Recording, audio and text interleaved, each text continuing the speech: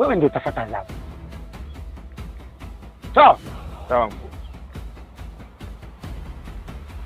Hai kwenye imaya yangu ionekane kuna mtu mwingine ana amri zaidi yangu mimi. Mimi ndio mwenye amri. Na ndio mwenye kutoa adhabu yoyote hapa. Sio mtu mwingine. Sawa? Sawa mkuu.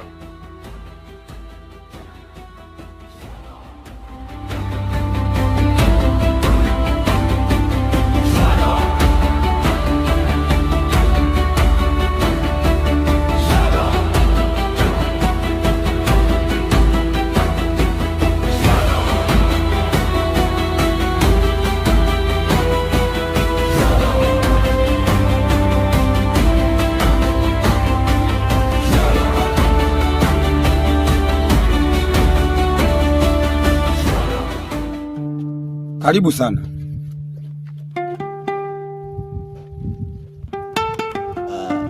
Nishakaribia.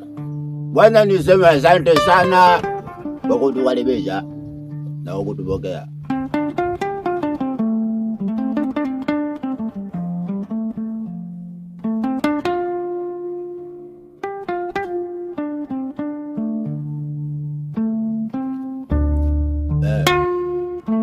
Na lengine tuongee kwenye mada kuu kwanza, hilo tuleta hapa. Tusio tunaongea tu juu. Nimeona ngoja kwanza nifike mwenyewe. Huyu ndo kijana wangu ndio hapa. Waangalie kwanza. Umeona? Mwamba, hatuwahi kuniangusha. Tumeweka hapa hiki. Sasa huyu ndo nataka aje kumua mwanao.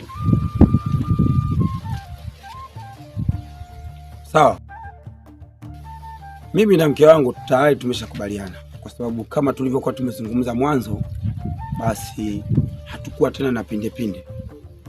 Kwa hiyo siku zote binti mfalme anaolewa na mtoto wa mfalme. Kwa hiyo na sisi hatuna sababu tena mtoto wetu binti yetu mfalme haolewe na waraia wengine.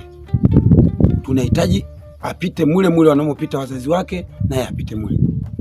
Kwa hiyo ili jambo mimi na mke wangu hapa tumeshalizungumza vizuri na limeshaisha. Umeelewa mamangu? Mamangu. Mkwe zangu. Umeelewa? Afu wewe unaangalia kajoli kama hivyo. Njoo hapa. Ita huku. Jauje.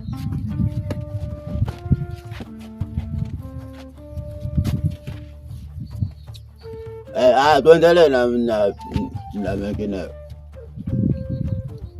Sisi kama tulivyokuwa tumesema awali kwamba hili jambo kwetu sisi limeshalipitisha na tumekubaliana kabisa mimi na mke wangu. Kwa hiyo halina tabu, kazi imebaki kwenu tu. Basi tuseme jambo limeisha. Vigele kidogo. Vigele. Imeisha hiyo. Imeisha. Safi.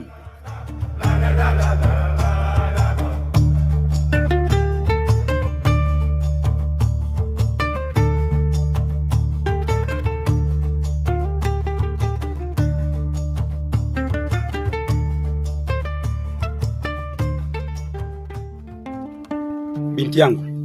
Abe baba. Nimekuita hapa ili nikupe taarifa njema.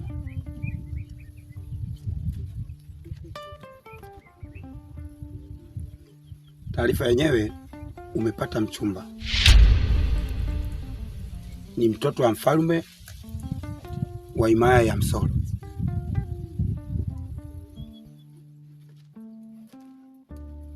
Kwa hiyo tumeona mimi na mama yako hapa tumejadiliana, kwa sababu mwanetu umetoka kwenye falme, basi unaolewa kwenye falme.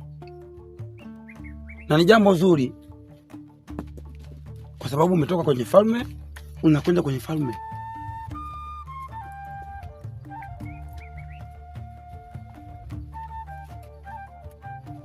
Kwa hiyo hatuhitaji tena kuchelewa.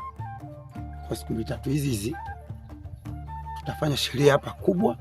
Mwanetu utaolewa na utaondoka na huyo mtoto wa mfalme na ugeni wote uliokuja hapa. Huo ugeni hupo hapa. Kwa hiyo hautaondoka mpaka wewe utakapokamilisha jambo lako. Utaolewa vizuri, utaondoka mwana. Mwanangu, umemsikia baba maneno aliyoyaongea. Unatakiwa mwili wako ujiheshimu, utulie. Umenielewa? Tulia mwanangu.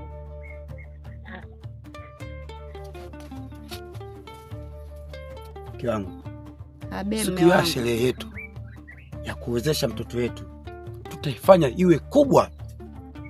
Wanaimaya wote hapa washangae, wale hapa wachome nyama hapa, wapige ngoma vizuri. Mtoto wetu anaolewa, binti mfalme. Wangu, yani cheza na kuanzia kwa kishindo, kwa kishindo. Yani hapa pachangamke kwa mfalme. Yani unajua mfalme uwe na kishindo na kitetemeko kikubwa. Yani sijui cha kusema sina. Yani mume wangu yani.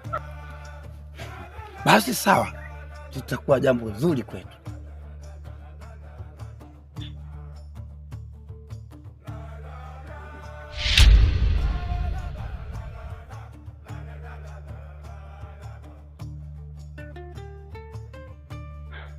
Sherehe yetu itakuwa kubwa. Wanaimaya wote watajumuika kwenye uwanja wetu, na sisi tutaifanya sherehe iwe sherehe kweli kweli. Au unasemaje? Hamna shida mume wangu, yani iwe sherehe ya maana kabisa, mpaka watu washangae kijiji hiki kwa mfalme. Yani kunakuwa na kishindo kikubwa. Basi itakuwa jambo zuri.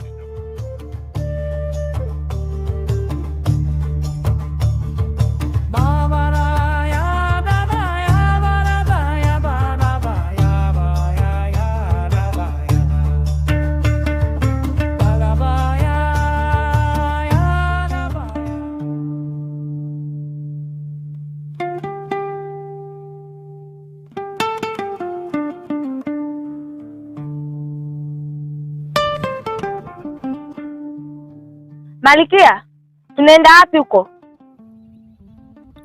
Bora nikaishi msituni kuliko kuolewa na mtu nisiyompenda. Hapana, mimi siwezi kwenda, mfalme namjua. Siwezi kurudi nyumbani mpaka ule ugeni utakapoondoka. Na mimi ndo ninaotoa amri. Tuondokeni. Nyesi mmeambiwa mnilinde mimi? Nifuateni.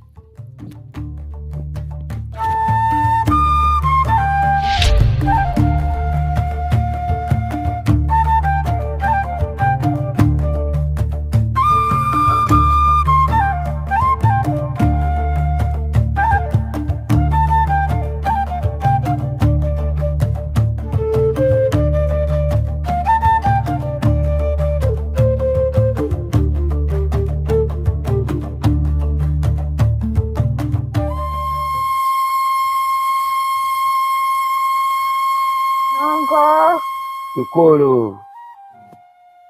Mfalme, Malikia akakimbilia msituni.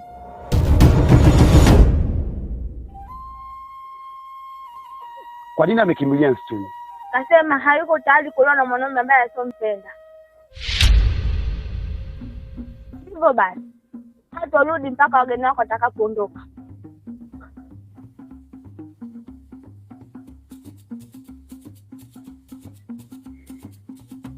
Asante kwa taarifa.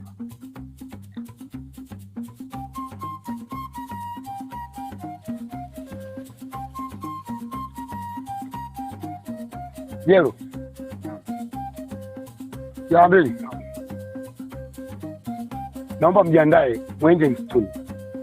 Hakikisheni mnarudi na Malikia hapa. Sawa? Sawa.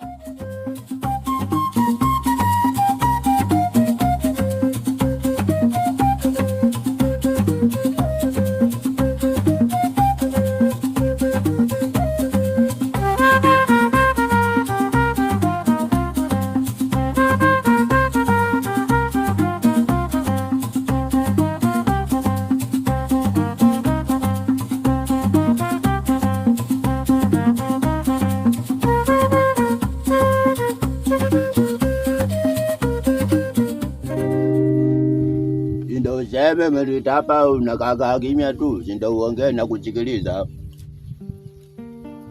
Nimekuiteni hapa